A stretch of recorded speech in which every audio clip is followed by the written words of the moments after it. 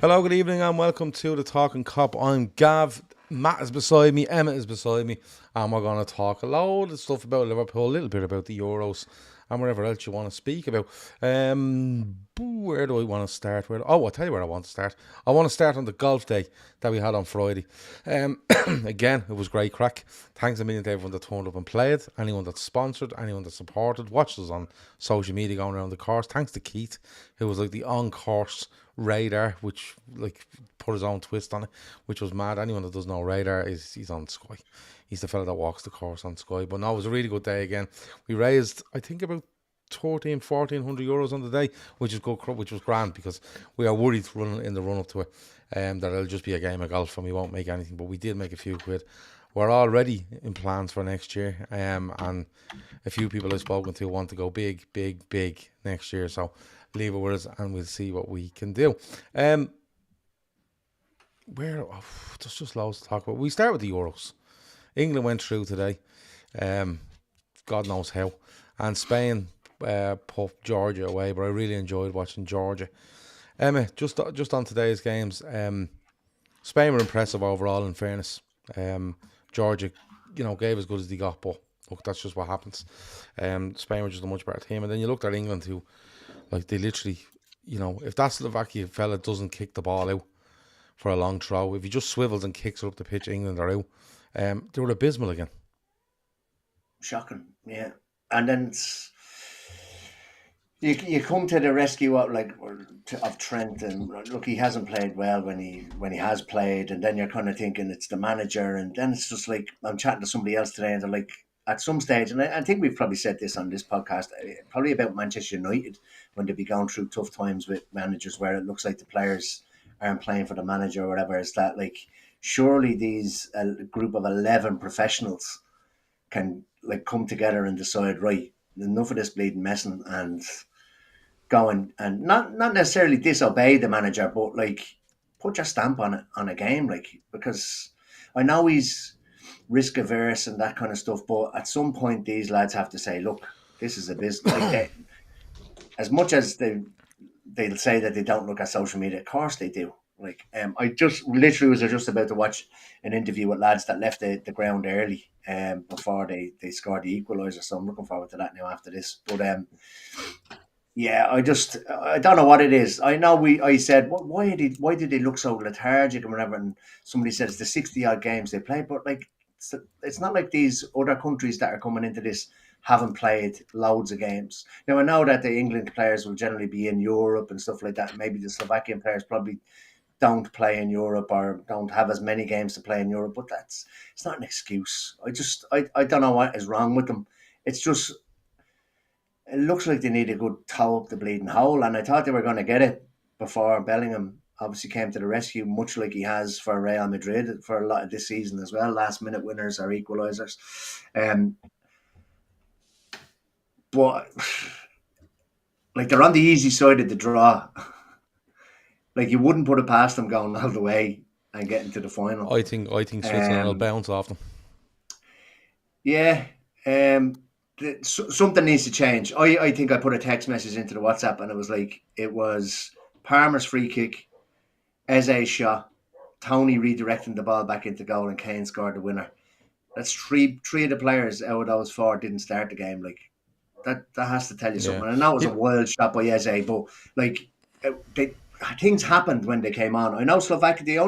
I thought the only way that England were going to get a goal is if Slovakia got really tired, and it turns out it was a wonder goal in the end. But I honestly, that, like, I'm waving, like, just the singing afterwards and all, like, you couldn't possibly be. I know people slagged Liverpool against West Brom in 2015 or whatever when they went down for a draw and stuff like that, but that's different. These were celebrating that win. I know you celebrate that you're through, but it was like they were celebrating the performance, like it all was part of the plan, or it was a masterstroke by Southgate, and I just, there's something not right Yeah. there. I watched It's the whole hard. game. It's hard to put your finger on it. It's not hard to put your finger on. It's the manager. Well, It's simply the manager. Like, he makes one change. I think does he make one change from? all tournament he's only made one Yeah, change. Well, two changes, but one per team. yeah. And you look at it today, and he's just constantly changing. who's beside Declan Rice, constantly just trying to babysit the fella. And I watched Declan Rice in depth today. Like literally, I done what you do, where I just watch a player. And he genuinely does this thing where whenever either centre-half has the ball and someone goes to press the centre-half, he stands directly behind the guy pressing the centre-back. Doesn't make an angle, doesn't move, doesn't do fuck all. And he's appalling. He's like appalling at it. And I'm literally saying to myself, if they can't see this, how are you meant to get balls into midfield and someone on the turn to go and play football? All it leads to is fellas like Rice coming right back into centre half and playing it out to a fullback, or maybe playing into a Saka or a Foden. But the other team are just set, and the manager can't see it. He picks a team there today. Saka's not on it. Foden's not on it. Rice was okay, but like in terms of being the guy that's meant to marshal the midfield and get them going, he's not good enough. Mainu was actually better than him, because Mainu moved into pockets and moved with the ball. Kane scores a goal, but my Jesus Christ, he's doing nothing for them. He thinks he's a 6. He's doing nothing for them. He's going back to babysit Rice. Yeah, it's absolutely mad. And look, they get through. You know, I'd say they're relieved to get through. If they start coming out saying we believed in ourselves and we always thought that, you're kind of going, will you stop? You didn't believe in yourself, because what you done was you threw a load of players on, and the only way you were getting a goal was from a long throw or a corner. You weren't opening up Slovakia whatsoever. It wasn't happening, but that's the way it goes. Matt, I'll give you Spain. Like, we're going to get on to players later on, and I want to talk about a player in this game, but they go behind. Fair play to Georgia. They gave everything they had. They looked dangerous on the break every time they got it, but Spain just keep churning up the ball over and churning until they just you wilt, you know, and they get the equaliser. They go in front with a good goal, and then you can just see that you knew they were going to take one or two more chances, and they did. They look very impressive. Yeah, I mean, the strength and depth that they have. I mean, it's something that Kev O'Sullivan's pointed out about the Spain team, just the number of crosses that they put into the box. So they're able to put the crosses into the box, and then when those second balls come down, they have those tidy players that are sitting there right on the edge of the box. I mean, it's fucking Rodri. He's so good.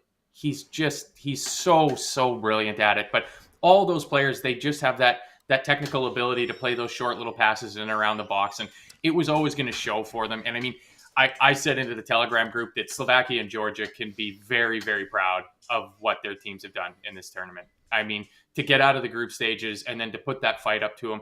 In the end, it looks like a bit of a tonking that Georgia took off of Spain, but a couple of late goals kind of makes the scoreline look worse than it was. But, you know, they were quite good. Just to get my 2 pence in on England is England's one of the few teams, because I haven't been able to watch all the games because some of them are on in the middle of the afternoon for me over here in Canada. But I'm seeing a lot of teams. You look at Austria, you look at, you know, Turkey, you look at Switzerland, teams like this, Slovakia even today against England up until about the last 10 or 15 minutes that aren't trying to park the bus. They're not trying to do a Greece job. They're actually trying a Greece job.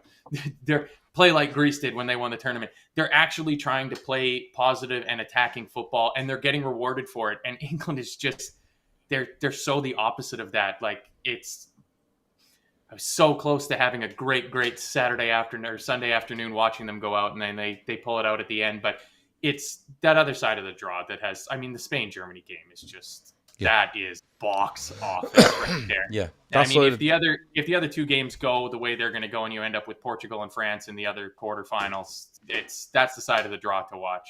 Yeah.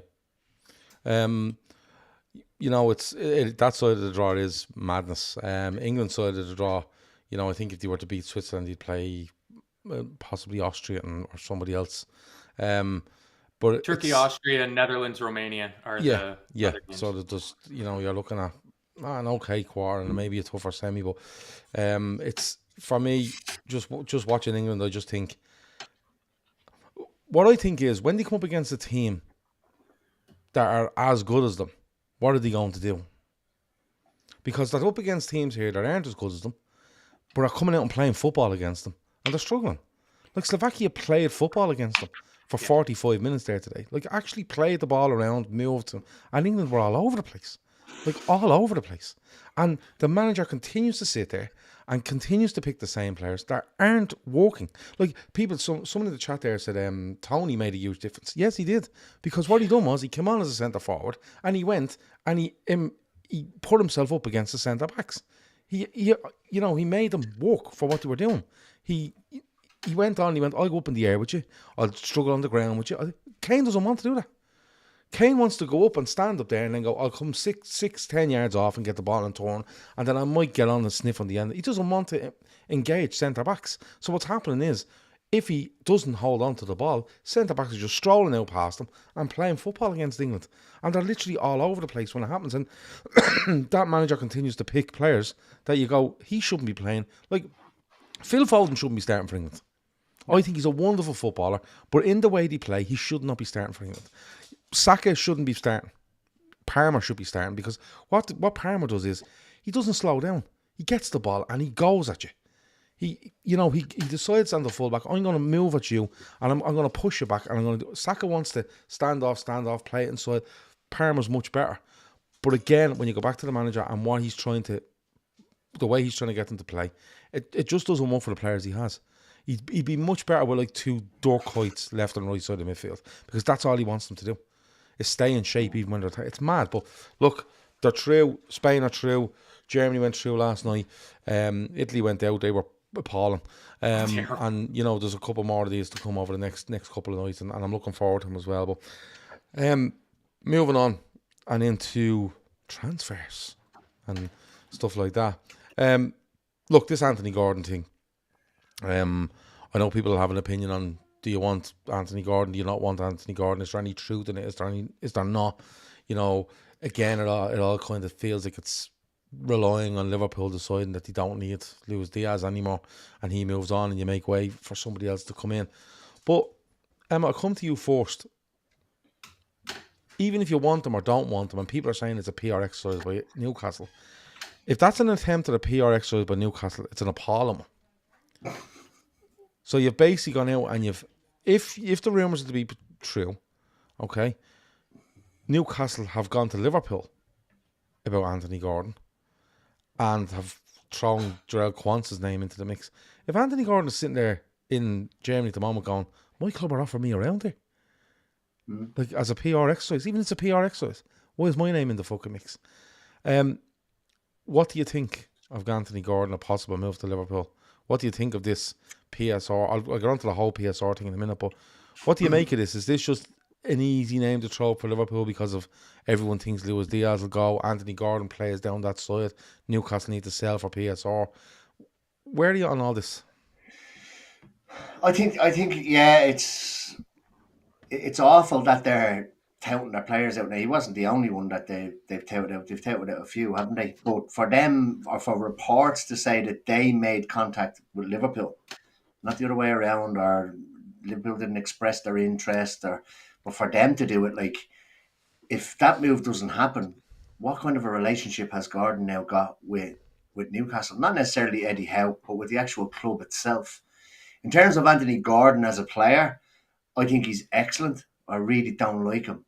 I didn't like him at Everton. Don't like him at Newcastle. Don't like the way he throws himself around the pitch and whatever. He's a little cunt, basically. And it's different when they're yours. Do you know what I mean? That's all right. Like, not the diving and all that kind of stuff. But he's he is a Liverpool fan. I never knew he was a Liverpool fan. I knew he was at Liverpool Academy, but I didn't know he was a Liverpool fan. I always, just the way he went on for Everton against Liverpool, I always assumed that he was an Everton fan. But I think there are better options out there for similar amounts of money. One that you're going to probably talk about in a while. I think he's really good. I think he got 10 goals, 11 assists last year, which is probably more than the person that he's likely to replace, Luis Diaz. But there's been no talking whatsoever about Luis Diaz going. In fact, he came out, was a couple of weeks back, saying that he's really happy where he is. And if we are looking to get rid of, or not get rid of him, but if he is looking to move, we are looking to move him on, and Gordon is the person that's to come in, it'll probably be a deadline day deal, because Barcelona are going to have to open up a GoFundMe or something to try and get the money together to buy him. But for me, Gordon, if we signed him, I'd get behind it. But I just think there's better players out there for the money that Newcastle are going to be looking for. Yeah, Jono in the chat is still reading the Echo because he says, according to local journals, the line they're getting fed from the club is centre back isn't a priority, DM isn't a priority, forward isn't a priority. Apparently, we have the perfect squad already in place. The reason you're reading that is, Jono, is because they're not getting any line from the club. So what they're doing is they're making up a line, and then they'll go from there. But so, look, I tried to help you last week. You haven't taken the advice. There's nothing I can do with you. Matt, Anthony Gordon. You know, I'm seeing an awful lot of stuff around. I'd have enough money in now to get through PSR, but that doesn't mean you're open to adding to your squad this summer or wherever it might be. I know you're into another financial year, but you still, if you buy players, you're still going to have to sell some. Is that what they're going to do now? Are they going to buy a load of players after the 30th of June and they've cleared PSR and then hope to sell another load by next June? Because this trick, if it works once, mightn't work again. Yeah, well, it's something that I said about when the news about Chelsea needing to offload a bunch of players before the end of June to comply with PSR is, you know, it's all well and good to sell off some of your young academy players, but eventually that cupboard runs bare and you don't have any more. So you can only go to that well so many times. Newcastle strike me as probably needing some defensive reinforcements. So it looks like they're going to have to bring some players in. So it could be possible that a player like Anthony Gordon or Alexander Isak or Bruno Guimaraes might still be available to leave the team to help them balance the books so they don't have to go through this in June of 2025. But in terms of the player himself, I'm kind of torn on him because I've shouted some rather awful things at my television screen watching Anthony Gordon play. But like Emmett says, he's the kind of bastard that if he's playing for you, I think you can kind of get behind. I put him in the same grouping as like Bernardo Silva. Despise him when he's not playing for your team, but if he played for you, you'd be like, that's our bastard. He's not like Bruno Fernandes where you're completely embarrassed of him as a footballer and you don't want him at your club at all. I think he's a dynamite talented player. Like I saw some people there in the chat saying that he's overrated. I don't think he's overrated. I think he could be the type of player that's just hitting his peak right now. Because I think he's 24, 23, 24, something around there. Yeah. 23. He's just coming into the prime of his career. He's got some dynamism about him. And the flip side of he's a diver and goes down easy thing is he wins easy penalties. And one thing that we don't really do as a club is get the rub of the green when it comes to players that go down and get the soft calls in the box. So if he can bring some of that stardust over with him, then I'd be okay with that. To me, if you're talking about Luis Diaz going out and replacing him with Anthony Gordon, that's a like-for-like swap that I think is better on pretty much every metric you're looking for. I think his output is better, his age is better, his homegrown status is better, which gives you better flexibility elsewhere in the squad where you're not going to be handcuffed by the non-homegrown player quota in the squad. It just comes down to what he's going to cost from Newcastle. But like you said, it feels like he's being hung out to dry. And I don't get that because he seemed like a fairly key player for Newcastle last season. And I don't know why the club hierarchy would want to create any sort of waves in the media that might unsettle him and get him to the point where Anthony Gordon's coming into Newcastle after the Euros and going, you guys don't want me anymore? Like, if you don't want me, then sell me. I don't want to be here anymore.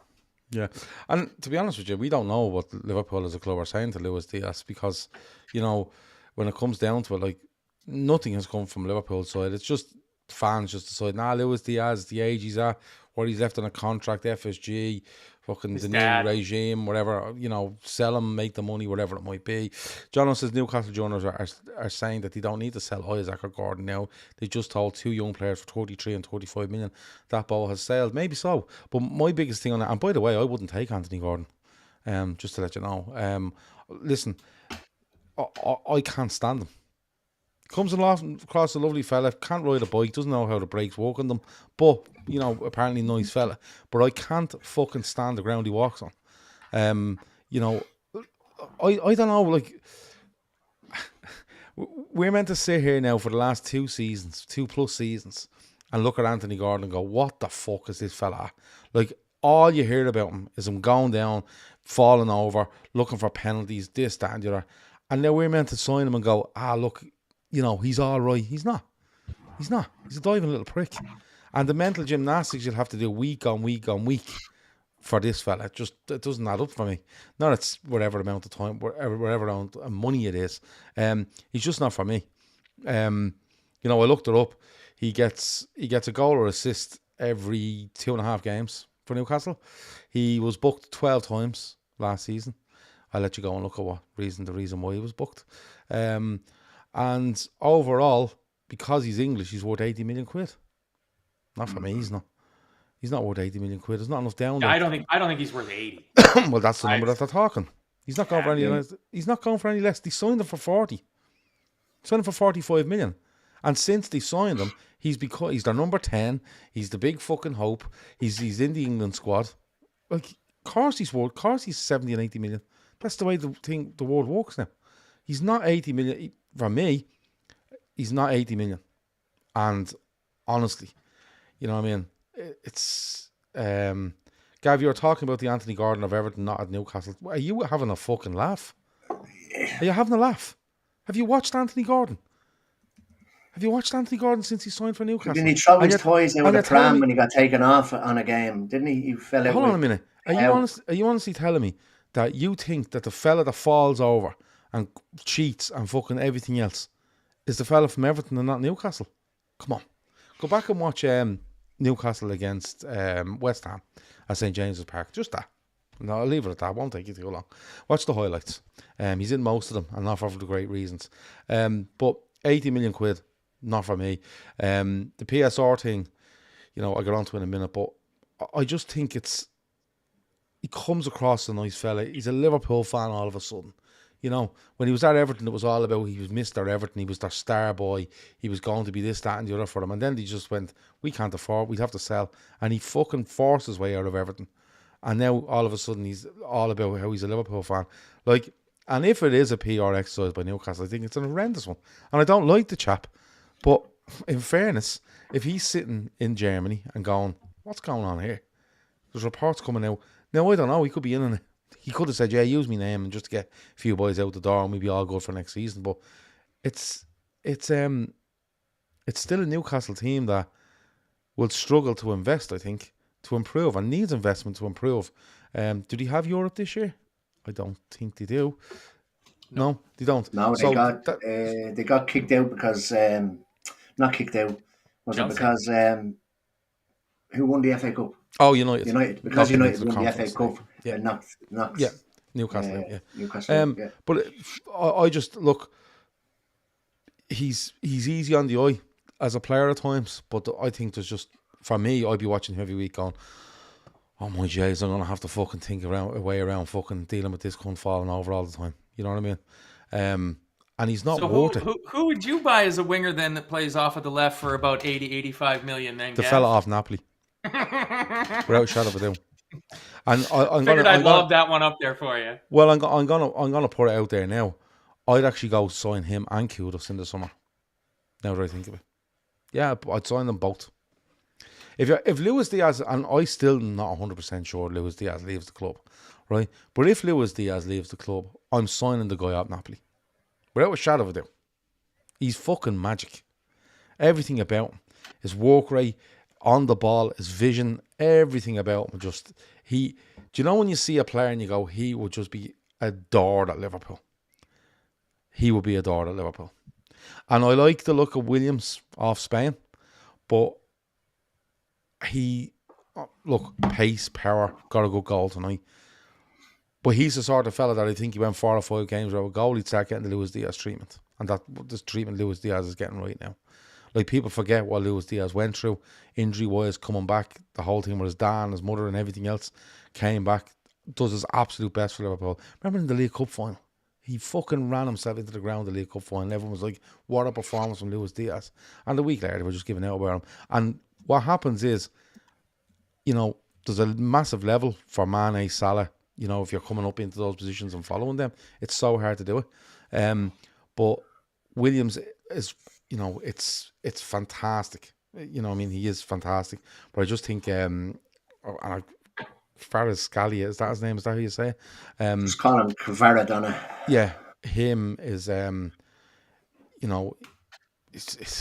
I just think he's magic. I just think if you put him in a Liverpool shirt, people will be just falling over him every week, and he has it to back it up.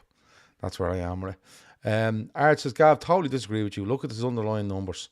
I do agree with the Napoli player shout. He's quality, I can't deny that. Who's underlying numbers?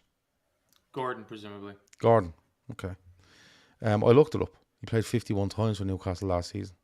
I think he got 12 goals and 11 assists. So that's a goal or assist every 2 games. Just over 2 games. And he's booked 12 times. So that's the stats. That's the stats. The PSR stuff though. Matt, I'll come to you first. We've seen, the Villa one. Villa signed your man from Chelsea, fined 37.5 million. He's had I think he was with Borussia, wasn't he, last season? Yeah, he was with Dortmund. Really good player. You see that, and then you see Dobbin going from Everton to Villa for 2 million, and Everton taking someone else for 9 million, and Newcastle have sold a guy, or on the verge of selling a guy to Nottingham Forest, who's played 50 Premier League games, has no goals, has 2 assists, and he's gone for 33 million at 21 years of age. Didn't even know who he was. And you're seeing all this PSR stuff, right? And look, Everton got stung with it. Forest got stung with it last year, and especially with the man that went to Spurs and he sold him beyond. Yeah, Brennan Johnson. And you're seeing all this stuff, and you're kind of going, yeah, it looks a bit ropey. And the Premier League have apparently put out a statement saying they're going to watch these teams and they're going to make sure that this doesn't happen. The Premier League sanctioned these. Premier League sanctioned them. They say, yeah, go ahead. But this is what they're up against now, isn't it? Because of the rules they put in place and the light sanctions that came to teams that failed it last year. There's teams out there now, Matt, are just going to go, yeah, we just take the 3 points, lads. Don't worry about it.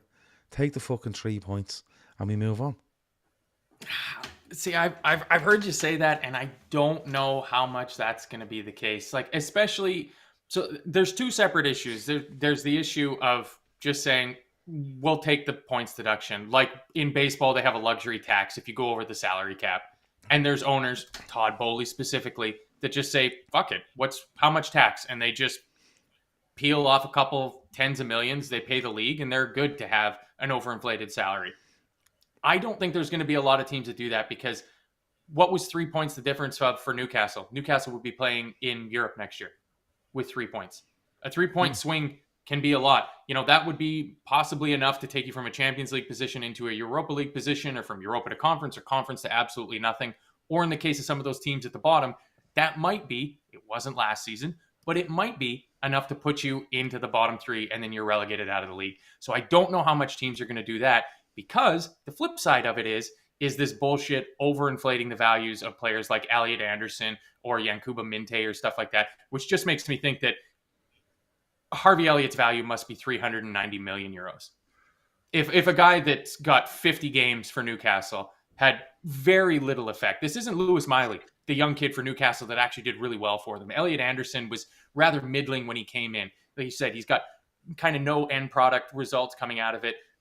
Very few games, 33 some million for him. Like players like Curtis Jones and Harvey Elliott would be worth 150, 200 million euros then, if you're using that, because it's obviously malarkey. Like, it's obviously garbage. It's like the Etihad paying 10 times what any other company has paid to sponsor a stadium or a shirt before.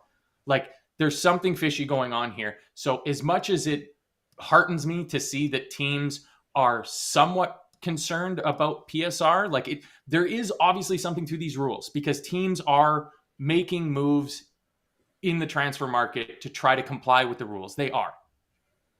But are the sanctions strong enough? I'm amazed the ones that are buying, but I'm amazed the one that's buying this guy are Nottingham Forest. Do you know what I mean? Like Nottingham Forest can say spread that payments over 5 years. I think they can, and Newcastle can claim that's 33 million profit in this year, right? And that's grand, but 33 million for Elliot Anderson. I've read the stats. Crazy. He's a 21-year-old Scottish player that's played 50 times for Newcastle.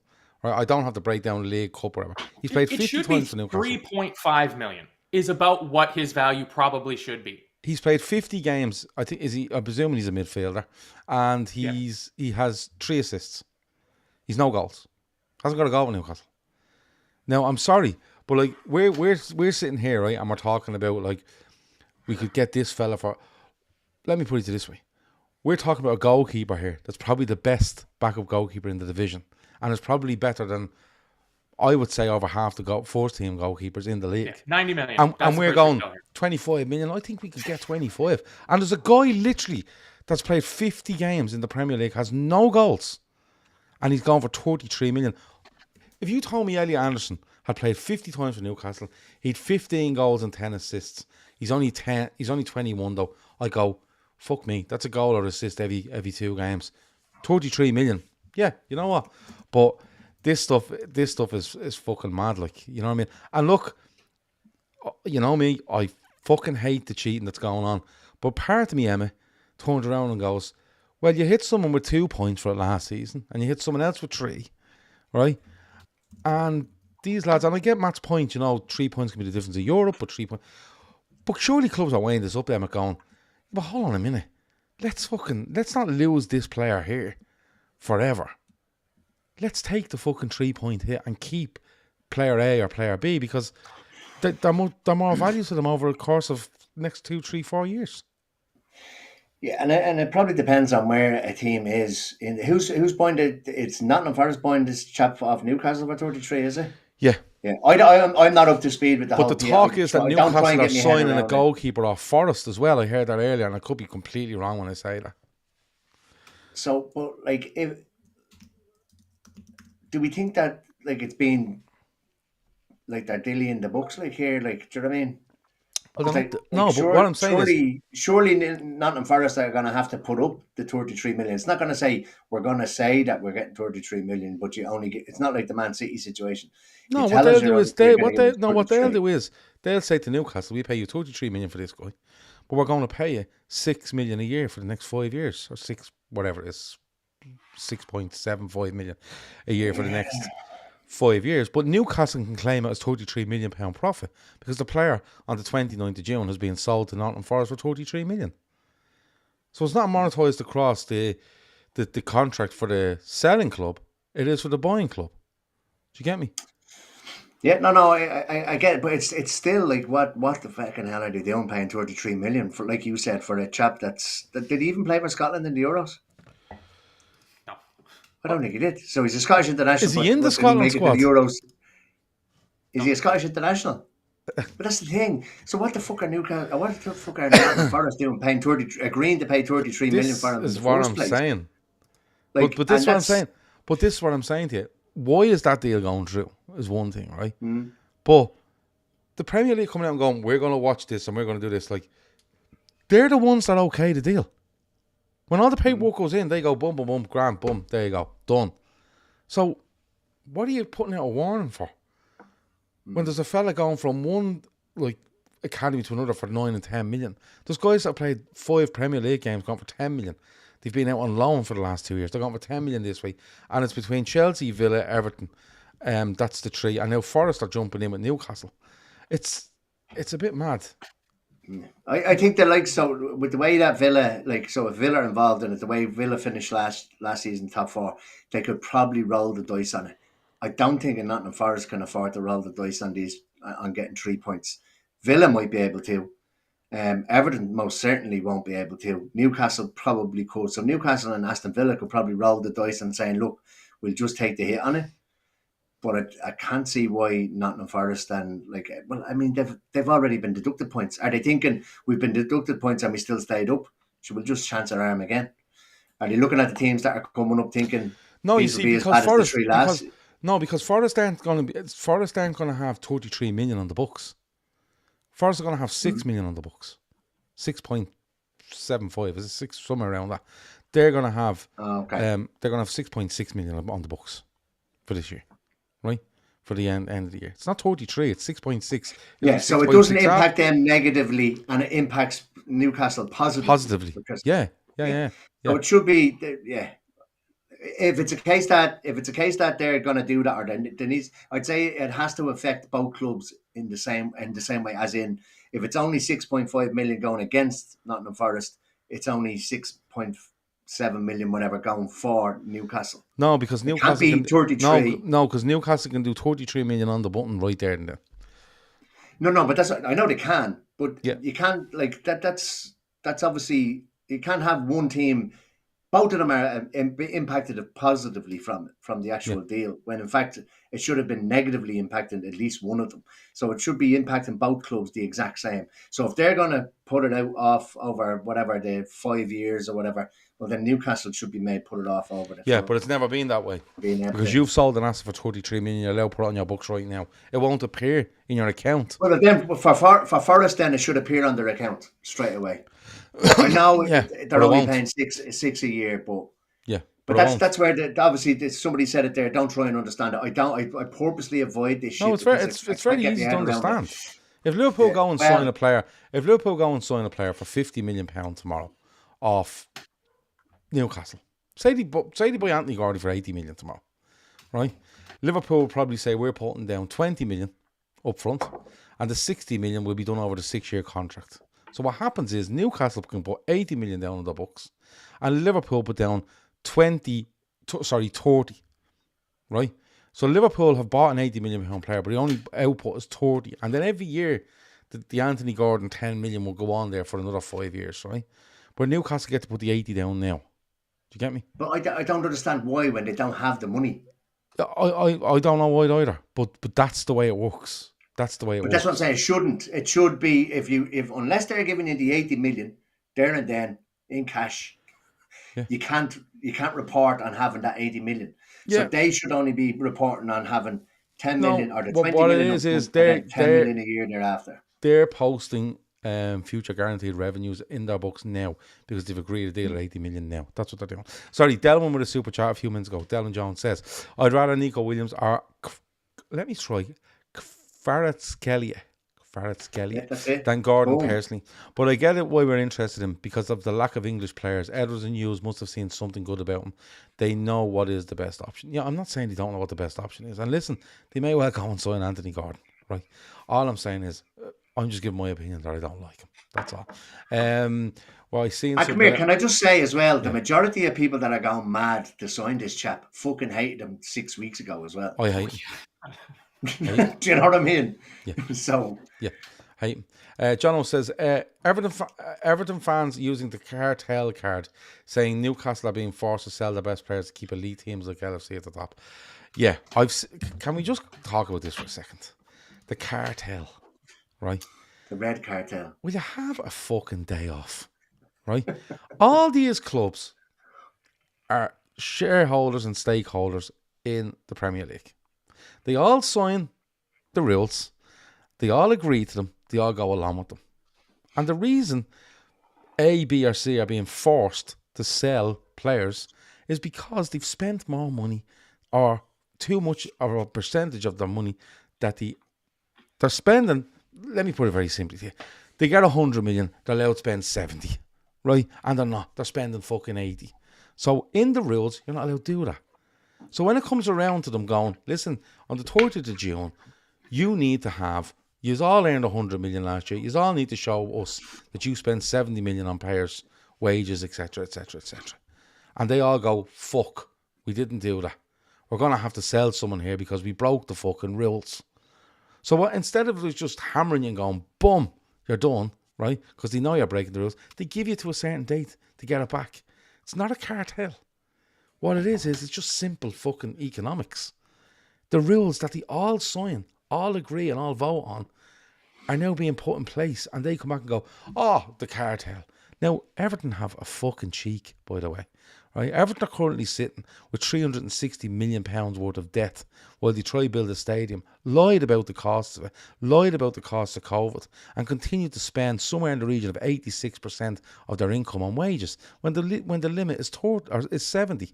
So don't give me all this cartel bullshit, right? What you earn, you can spend a certain amount of it. If you don't earn it, don't spend it. Simple as that. It's not a cartel.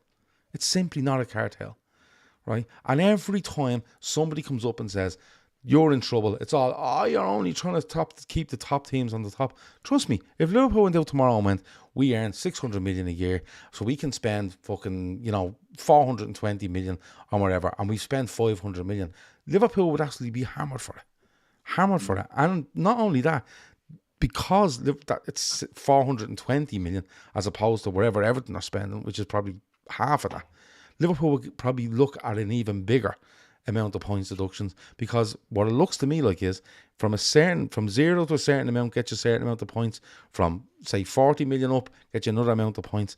Like, all this cartel stuff is absolutely nonsense, and it's just lazy fucking idiots that talk this. Like, it's well, there's a good comment there from John O'Gav that says people forget Barcelona, one of the elite cartel, had to let Lionel Messi go because of FFP. Correct. So there's your cartel, having to let their most legendary player leave because they couldn't comply with the rules anymore. Yeah. What kind of cartel allows that to happen? It's Everton being upset that rules are being put into place. And like you said, like, you think about it, if it's Aston Villa, Forest, Everton, Newcastle, City, Chelsea, that seems like there's about enough teams there to stop these rules from getting put into place, isn't it? Don't you need 14 out of the 20? That's 6. So all you need to do is flip one more vote and you can keep these rules. But they keep putting them into place and they keep getting stronger. Yeah, but there's certain rules that they're the rules. And then there's other pieces that are kind of, there's not leeway on them, but there'll be votes on them. But there'll be certain rules. Amendments. Yeah, there'll be certain rules that will be in it. Like, that's the fucking rule. And it's actually there to protect football clubs. Exactly. It's not to protect one or two. It's to protect them all. It's to stop them going so far that they end up like literally going out of business. Well, it feels like, Gab, that's what it's going to take. It feels like it's going to take like a blue chip, original founding member club to go broke. Not a Bury or, some team that's playing in the Conference League North or something like that. It's going to take a team that's been in and around the Premier League in recent memory to go broke. And if it's Everton, it might have to be Everton because they're running their business poorly. And it's easy to see from a Liverpool point of view, especially because of all the FSG in, FSG out debates that we've had to do over the last couple of years. We are run excellently. We're building revenue in a sustainable way. We're spending in a sustainable way. We're not outlandishly paying players. We've got, a set wage structure that comes in, and we're not willing to explode that for anything other than absolute superstar players. You have to be at a Mo Salah level to get $300,000 a week. You don't just get to walk through the front door and be given $300,000 a week sort of thing. That's one of, I'm not saying it's the only way to do it, but that's one way to do it sustainably. And then you look at how teams like Nottingham Forest, poor Nottingham Forest, we had all these players on loan and we lost all those players. So we had to sign all those players. Well, yeah, but the only reason you brought all those players in on loan was to ensure that you got promoted. So you took a calculated gamble by bringing all those players in to get promoted, and it paid off. You got promoted, and what's the punishment? You didn't have any fucking players. So you had to go and sign 27 players in your first summer before coming back to the Premier League. And guess what that made you do? That made you be in breach of the spending rules. And guess what happens when you breach rules? You got to pay the piper. I don't know. It's easy to sit here because we're in a very healthy financial position and we are one of the elite clubs. We have a massive global fan base and huge commercial revenues and stuff like that. So I get that it's hard for fans of other smaller clubs to maybe stomach hearing Liverpool fans or Man United fans or Arsenal fans talk like this. But those are the rules. This is the way to run your club. And I don't want to have to see Everton go broke. I don't want to have to see Notts Forest go broke and see that city and those fans lose their football club because they have an unscrupulous owner that spends way above their ability. And at the end of the day, if it comes to your club going bankrupt or your billionaire owner losing hundreds of millions of dollars, guess which one it's going to be? Because it ain't going to be the billionaire losing hundreds of millions to keep your football club going. Your football club is going to go broke. And that's what the rules are there for. They are in place for that. They're in place for, and this is why they restrict owners pumping money in. Now, it doesn't apply to Liverpool at all because their owners don't put money in and they don't take it out. They run it as a standalone business. All right, it funds itself. It's self-sustaining. And what it does is it stops, like, say, Emmet turning up tomorrow, right? And Emmet's a billionaire and turns up and says, right, I'm taking over Leeds United and I'm going to the Premier League and I'm going to pump 200 million into Leeds United. And I'm going to do it this year, the following year and the year after. Now he's $500 million down and all of a sudden Leeds aren't very fucking good. What's he going to do? He's going to stop funding it. And people will say, look, but they put 600 in. Yeah, but they have to pay for all that. They have to pay all of that. Because by putting 600 million in, you've bought some serious fucking players for some serious money, right? That, okay, may go, but you still have to pay them. And if he stops his funding, right, to get you there, you're in a world of trouble. Look at Abramovich. Abramovich left Chelsea with 1.6 billion he lent them. 1.6 billion pounds he lent Chelsea over the time. People talk about Manchester United, they're in massive debt. Yeah, they are, but they service the debt. They service the debt, and they have a structure in a way that it's actually away from the operating side of Manchester United, because it's a behemoth when that earns money. They can run up debt, right? You're allowed to be in debt. That's no problem. But the problem is when you can't service that debt and you can't pay players, or you're not earning enough to stay under the 7 and pay the players and stay under the 70%. That's where the issue comes from. Like Daniel says in the chat, how many Premier League titles have we won by being careful? One. And I'm absolutely all right with that. Because remember, the 6 that have been run around us have been won by a team that have, like, I'm not even getting into it. I'm not getting into it. It's the same crowd that are now turning around saying they feel like they're being hindered because the rules they signed up to is oppressive. Like, come on. You know what I mean? Like, where are we meant to go with this? Like, when it comes down to this PSR, and I think the biggest people to look, I'm not. If Everton, if Chelsea, whoever are doing it, right? If they can get away with it, fair play to them, because the Premier League haven't put enough sanctions in place when it's happened last year, and maybe they looked and went, look, it's a transition period, but this is where it really starts. Everyone knows about it, but I guarantee you, if Newcastle rock up tomorrow with their accounts, and in 2 weeks' time, the Premier League go, listen, you are 80 million over here. We're doing you for 3 points, or we're doing you for 6 points or 9 points. They're straight away going to go, hold on, this team last season, we're over and got 3. So why are we getting 9? And they go, well, you're 3 times over. Well, you never pointed that out last season. You just said you were over. Do you know what I mean? So what they've done, what the Premier League have done here is, while trying to fix an issue, which is admirable, right, and possibly the right thing to do instead of doing it over 3-year cycles and letting teams get into awful fucking states, they're doing it over every year now. That's admirable.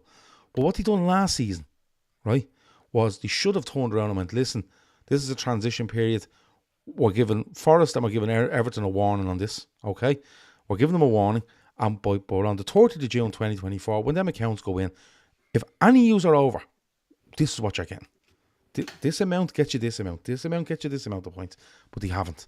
And teams are taking advantage. And you might not like it, but it's all down to the Premier League. It's all about them doing this in an inadequate way. And it's only going to go on and on and on. It's another season of people being sanctioned, possibly. And when the sanctions come, it's going to fucking drag out all season about, we're going to protest against this, we're going to protest against that. And we'll all be sitting here next May going, where did people finish in the league? Are all these things done with? That's where it's going to end up. Really, really is. Like the pink card printing business in Liverpool. If you want $1 million business idea, get into printing out pink cards and sell them outside of Goodison next year. Make millions. Yeah, but there's going to be a new league table next year. Is how many charges did you get off on? Man City will be top, obviously. A new column beside goal differential. Yeah, it's just, for me, they had a huge chance here to put something in place and be very transparent about it. But they're throwing out, like, I know I haven't seen supposed statement, but throwing a statement saying we'll watch these transfers, PSR, blah, blah, blah. These all have to be sanctioned by the Premier League. The Premier League have to sanction these transfers. So clearly if they go through, they've sanctioned them. So you can't turn around then and go, lads, that one for 33, we don't like it. Hold on, you fucking signed off on the last week. You know what I mean? Makes no sense. Do you know what I mean? It makes no sense whatsoever. But it's gonna rumble on. Well, in an hour's time, it's the 4th of July, so it may not rumble on, and we just get into the normal transfer window. But we're even seeing like Sky, are banging on about PSR deadlines now. They've made another deadline day of it. Do you know what I mean? You're like, is this what we're at? Is this actually what we're at? But look, Anthony Gordon, I don't know. I think there's better out there. And yeah. Can I just say that John, and I don't want to make it the John O show. I know there's a few of his comments has been called out. He said something there earlier on. Emmett, it's what you do when players don't play for you. You hate them. Welcome to fandom. There's plenty of players that don't play for Liverpool that I absolutely love, and some of them even play in the Premier League. You don't have to hate every player that doesn't play for Liverpool, but there are certain players that if Liverpool, I despite like Harry Kane, I absolutely hate him. If we were in for him, I would tell you I hate him. Even when he joined, I would tell you I hate him. Fernandes, hate him. Absolutely despise him. It's not a case of if Liverpool then go in and try and buy him, all of a sudden I'm going to love him. That's not the way. I will always hate those players, and I'm not. I don't hate Anthony Gordon as much as Gav hates him, but I would prefer if we didn't sign him. If we ended up signing him, I'd obviously get behind it. But I don't hate him as much as I'd hate him. Gav would get behind him too. No, I wouldn't. Because I'll tell you why. Right? Because Kev O'Sullivan wanted to know if you hate Anthony Gordon as much as you dislike Thomas Tuchel. And I think that's a pretty good barometer. No. Tuchel's on another level. Like, you know what I mean? He's on another level. But the thing is, like, you know, when I look at Anthony Gordon, I'm not saying he's not a good player. I'm not saying that.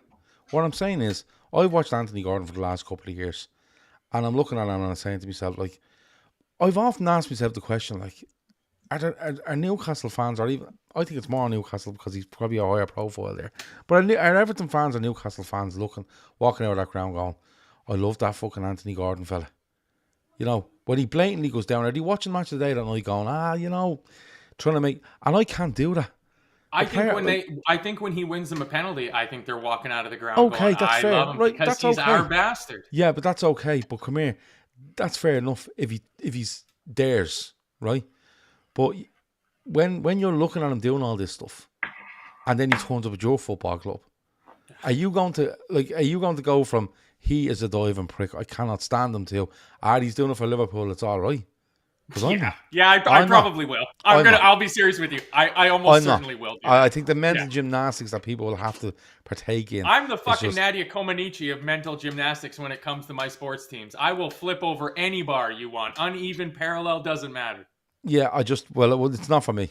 It's just not. And, you know, that's just the way I am. That's just the way I am. Jerry asked a good question there. Yeah.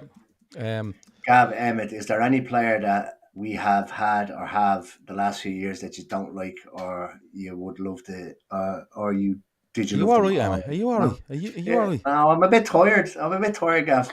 I think you're mid-stroke or something. What the fuck's going on here? I was actually spotting myself on the screen there. I thought I looked a bit like Stephen Hawking. There was a lot of leaning over the one side. I'll read it for you, Gav. Rubbing me eye. I'll read it for you, Gav. Emma, is there any player we've had the last few years that you don't like? Or did you love them all always? Didn't like Balotelli. I just thought Balotelli was a bit mad. But I didn't, you see, I think it needs to be, right, so Antio says, come on, Gav, you didn't do it with Suarez. I didn't know Luis Suarez before he turned over Liverpool, right? He was playing with fucking Groningen and Ajax, and I never watched him. It's a bit like Arne Slot. I've never seen the cunt manage a bleeding game for Feyenoord. I've seen about 11 minutes of highlights because I sat here one night with Kev and Steve Murphy and we all stuck on the highlights at the same time where we were yapping away. That's it. I didn't know anything about Luis Suarez. Yes, he was mad. Yes, like he was biting people. But when he bites someone, you can't turn and go, he's the crack, isn't he? He's not. He's biting fucking people. He's biting people. And the funny thing is, right, the people go on about, he's the best player I've ever seen. He's the best we've ever had. And he's a fucking brilliant footballer. Brilliant football. But people conveniently forget that Luis Suarez was training on his own and doing articles with the Telegraph telling you how he wanted out with Liverpool, felt betrayed by Liverpool, wanted out, wanted Arsenal, wanted this. Turns back up, has the best season you've ever seen, and people went, just completely forgot about it. Then goes and bites someone at the World Cup and seals a move away from Liverpool because of it. Like, you know what I mean? Like, Suarez was a genius, right? But if I'd have known Suarez, like if I'd have been watching Suarez every week, falling over, I go, see this fucking... And then he turns up with us and he continues to fall over. Like, that's just the way I am. I'm sorry, it's the way I am. I'm probably wrong. Maybe, I don't know. I'm not as good a supporter of everybody else, I don't know. But for me, Anthony Gordon, unless he turned up at Liverpool and was flying and just took that out of his game, I promise you, within a couple of weeks, people will be going, oh no, I think there might be a touch there. Hold on a minute. 6 months ago when he's playing in black and white, you were calling him a diving bastard. You know what I mean? And maybe that's just people's frame of mind. But he's not for me. He's not for me. And that's okay. He might sign and he won't be for me. Like Daniel says, but you loved Suarez when he played with Liverpool. Yeah, because I didn't watch fucking Ajax or Groningen or whoever he was playing for. And don't pretend any of us did. You fucking didn't know. You didn't know who he was.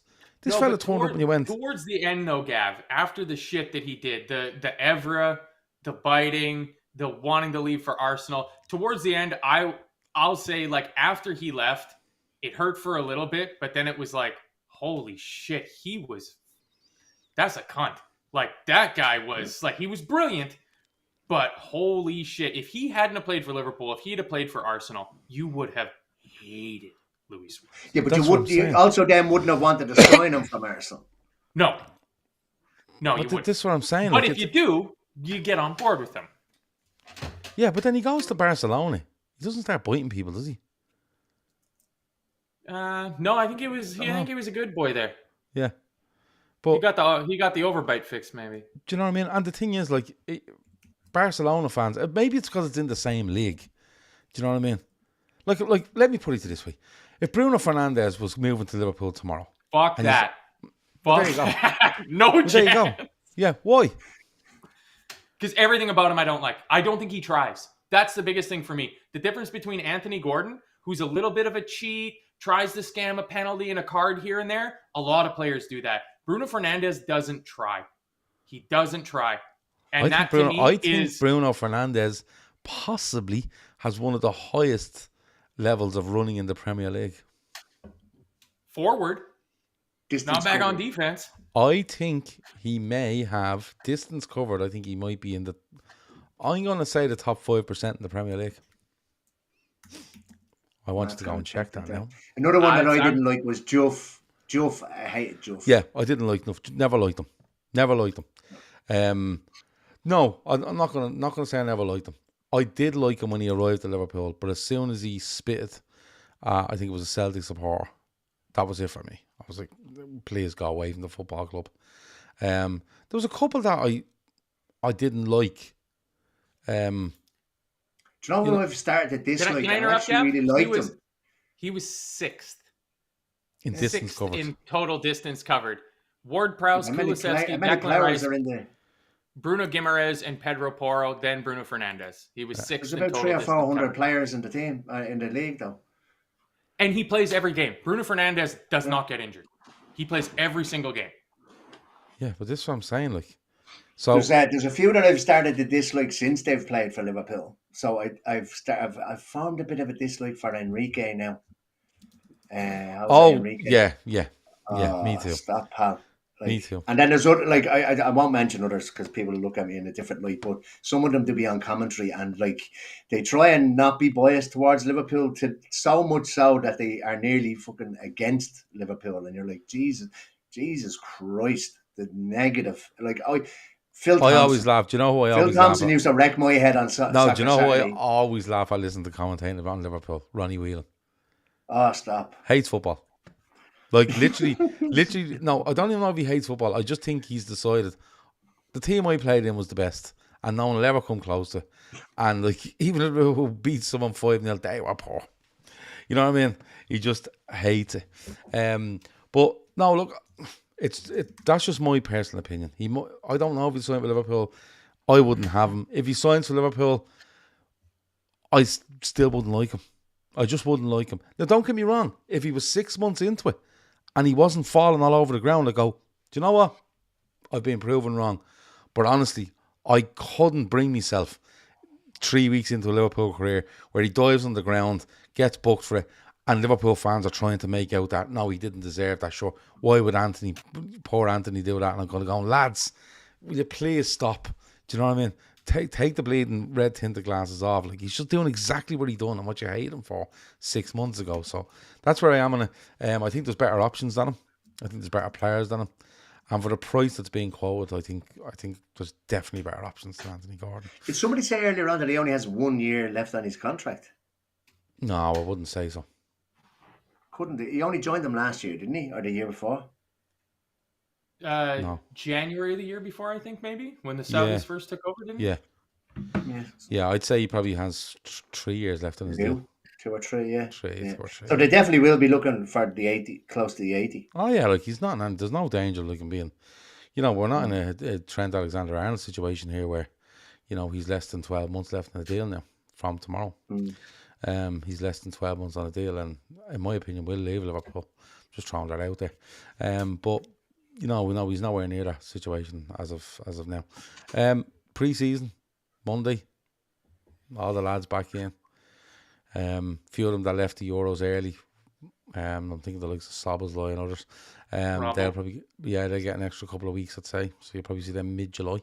Are you looking forward to it, Emma? I'd say you're loving it, Emma. I'd say you're loving waiting for the content to come out now. Inside training. I was literally before you said that, I was like, I'll be sitting waiting until tomorrow morning to see who arrives. I always look forward to it. Look forward to see who's going to win who won the what you call it? It was Szoboszlai won it last year, wasn't it? The lactic test. Oh, you're into that, yeah. Robbo had won it 6 years prior, every year for the 6 years. Milner. Who would I say? Milner, yeah. Szoboszlai, you could even see it in the players. That got me excited last year. I was watching the content, and you could see that the lads were actually blown away with Szoboszlai, and I think he could still have kept going, even when everybody else had finished. With the old prick in the ears and all that kind of stuff.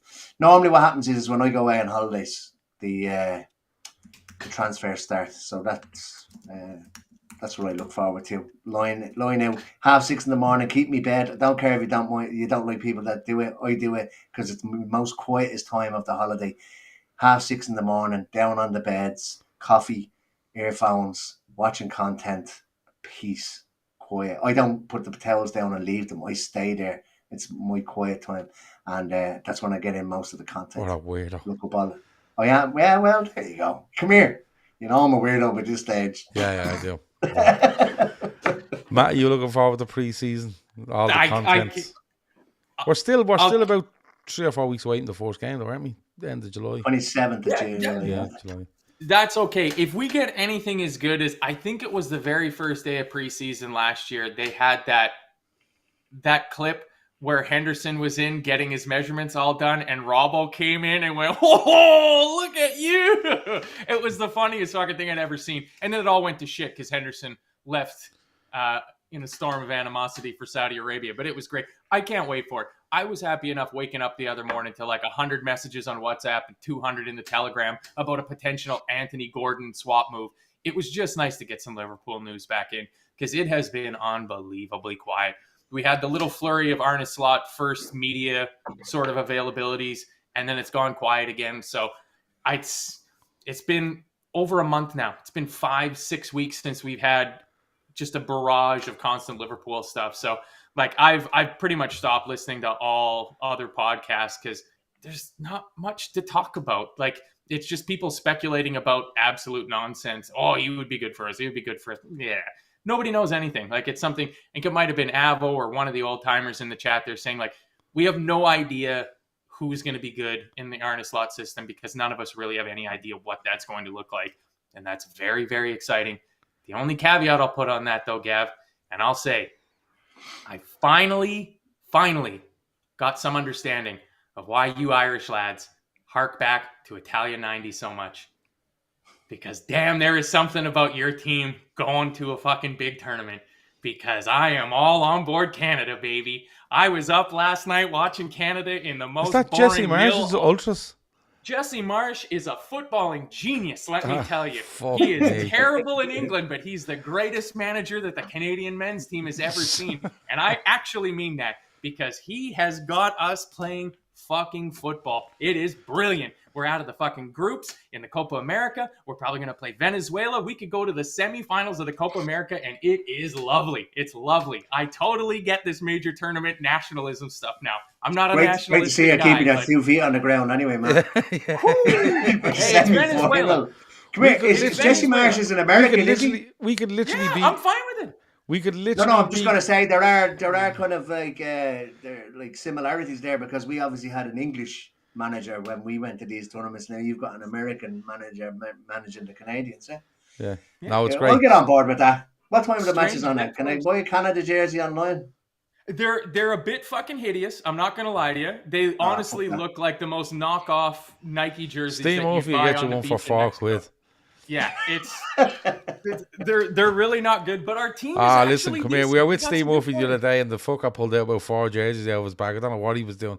I don't know whether he was just keeping them in his bag just in case they're his favourites or something, or he was just trying to sell them. I don't know what was going on. Every time I looked at him, he's different jersey going out of the bag. They were actually all right as well. All South American. They're being passed. Look at the quality of them and all. I was like, fuck all lads, really get a point in. Anyway, I think that's about it for us. We've talked Anthony Gordon. Pre-season is on the way, starting tomorrow. We've talked some PSR. We've thrown a few names around there. We've talked about the golf day. The link is in the description for our fundraiser. If you want to support the food banks and the Lighthouse, please do so. Every euro, every pound, wherever you're throwing in there, it all counts. And the one Phil is doing for Laura Lynn as well. As I always say, if you have a tenner, throw a fiver to us and a fiver to Phil. Both links are there. Very, very good causes. Phil is doing exceptional stuff to get through these challenges he has set himself, and we are trying our best to help. Like I said, fans supporting food banks and the Lighthouse. So check it out. If you can donate, great. If you can't, share them with your family, your friends, and colleagues, wherever it might be. Throw it in your WhatsApps. Bring it into work. Throw the link up on everyone's desk and say, listen, lads, I know are helping these out. Everyone throw a bleeding quid in or whatever it might be, and it will help us. But that's about it. For the rest of the week, I haven't a breeze because I'm going on holiday on Tuesday for a week. So between sometime tomorrow, I'll get on to all the lads. I'll try to organise a few shows for during the week, and we'll go from there. So yeah, that's about it. All shows this week will be free on YouTube, for the simple reason is they won't really get to download this week because I won't be here. So anything going out this week will be for everybody for this week only. And then we'll be back next week, and we'll be back on our normal schedule, podcast and everything else. Matt, anything else before we go? No, not at all. I mean, if there's any other Canadians out there, I hope everybody has a happy Canada Day, which is tomorrow. And I guess to our American friends, if we're not on before then, happy 4th of July to go along with that. But yeah, good weekend. Hopefully, I mean, it would have been better if England lost today and gone out, because it looks like the Americans are going to go out of the Copa America and Canada is absolutely fine. Yeah, I'm upset over the Americans because I'm just adore the American commentary on American games. It's my new favorite. Well, they're still going to be doing it, but they'll have to get all behind Canada now. No, but it's like the American on doing America. You know, it was just like. Do you have any idea how good Christian the other night against Panama, it was just phenomenal stuff. Like, and the thing they do now is they they had PAN up the top for Panama, 1, USA 1, right, and then there was a red little block above America. So we're looking at it's America, fucking embarrassing, and this banner just comes up on the screen right underneath the thing.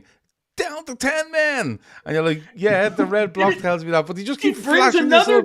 It brings another banner underneath that. It says down to 10 men, and it says USA have been down to 10 men since the 22nd minute. Like, yeah, just kept going on and on and on about it, and it was like, and then there was a ball in to the box, and your man Robinson off Fulham pushed this guy into the goalkeeper. The keeper got cleaned out, and it was like, oh, that's a bad one. And your man was like, I think it might be his knee. And then your man was like, nah, I'm not too sure. I think it might be his shoulder. And then it was like, no, it looked like a shoulder. And then it was like, your man had to go off. Your man on Forrest Turner, is that his name, Turner? Yeah. And they're like, Turner's gone off in this game. He has a contusion on his leg. And I was like, this isn't fucking ER. What's going on here? He has a bruise. Like, it's a bruise, mate. Right? And they were like, yeah, I thought it might have been that. And they were like, you fucking lying bastard. You said shoulder a half an hour ago. You fucking said ankle. And it was nothing to do with it. But it's so fucking great. Like, it's so great. And they were like, your man Timothy Weah got sent off. And I go, oh no, it just looks like a bit of a clash there. Next fight, just turning your man's hooking the head off the fella, gets a red card. And I go, you cannot do that. You cannot do that. He's shouting at the head. It's so fucking good. It's just your American accent is my favorite thing in the world. All I want is for you to do American comms on a match. 45 minutes down, 45 minutes. Oh, your man said today, 45 minutes down, 45 minutes to go. I heard him say it the other night, and I almost pissed myself laughing. So good, and they just don't give a bollocks. Like your man scored, Balogun scored, right? Lovely goal now, left foot, cross the keeper, top. Look at the shot from the weak left side. Just kisses the post on the way in, kisses the upright. And you're like, oh my god, what a fucking thing, you know. Absolutely fantastic. It's just so fucking good. It's just, and it's. I'd say when they're commentating on years behind, but I'd say when they're commentating on other countries, it's not as good. It's just there's a mix of commentary and like nationals, like fucking wanting to win. Americans love nothing more than America. Oh, it's so fucking good, you know. And then your man goes, the fucking best bit of it, right? America were under the cosh now, second half, right? Under the cosh, fucking Panama just pinging it around. America get a breakaway, chip to the back post. Poor fucking, what's his name? The fella that's meant to be from Dallas, but he's from Mexico. No, what's his name? Pepe. And it comes to the back post, right? And he goes, Pepe! Right, and so he goes, what a chance for Team America, right? And next thing he goes, the ball breaks out and it goes off the pitch, and your man goes, that's the chance that's lit up the stadium again. It's got this crowd going again. And next of all, it cuts to this girl in the fucking crowd, and she's just standing there staring into space. And I was like, you couldn't have picked the worst person in the stadium to use after saying them like uttering them words. It was fucking so fucking good. And I was just like, this is amazing. And like, even when Panama scored, I was like, it doesn't matter, lads. It's just been a fucking wonderful night. It's just so fucking good. I just love it. I absolutely love it. It was so fucking good. There was another piece as well. The physio come on, right? And he goes, he's part of this. I can't remember the words he used, right? But instead of just calling this fella the physio, he goes, he's part of the fitness system team. And I was like, what? And he was like, here he is on now, the fitness system team, having a look at Turner here. And he goes, oh, he doesn't look good. It doesn't look good. And then, so I was like, he means the physio, no? And then I was like, what the fuck is going on here? It was fantastic. Anyway, I'm sorry for going on, right? I'm sorry for going on. And I'm not having a go at Americans. I'm not doing what Kev does. Kev hates Australia. I love America. It's just the difference in commentary when you see someone commentating on their own country is where it's just fucking fantastic. It's absolutely brilliant. And then adds, of course, about Ford F-150s, Broncos, all that stuff during the thing. And then some restaurants in America are doing like these. They look like cupcakes, but there's mac and cheese in them. And can't remember the name. Oh, it's pizza. That's pizza. Is it? Yeah, that's pizza. Yeah. That looks like an abomination. I'm loving the ads. Love the fucking ads. It's amazing. So yeah, that's where I am on the Copa. Don't give a bollocks who wins it. I just want America to stay in it as long as possible. But I have a question. They gotta beat Uruguay, so the MLS does the MLS do this sort of commentary? I don't watch a ton of MLS. I think the MLS have actually got British people commentating on it every time I've watched it. Just be on Sky. I mean, if they want to be a serious league, they do. If you're serious about the sport, like Canada is, you get in any 2-3 people with accents you can find, like But you Stephen know what else I'm Caldwell and loving? Kevin Kilbane. Do you know what else I'm loving, right? Kevin Kilbane and what's his name?